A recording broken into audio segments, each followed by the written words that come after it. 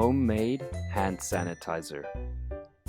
Hello, I am Ruan, and today I'm going to show you how to make your own hand sanitizer.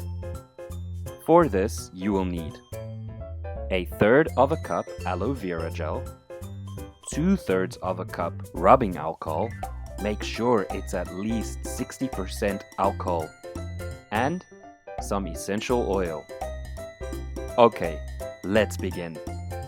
First, we're going to mix the aloe vera gel and rubbing alcohol in a cup. Next, add in a few drops of essential oils.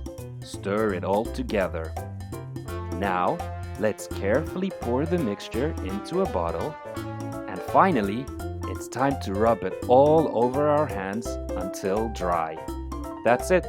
Now your hands are squeaky clean.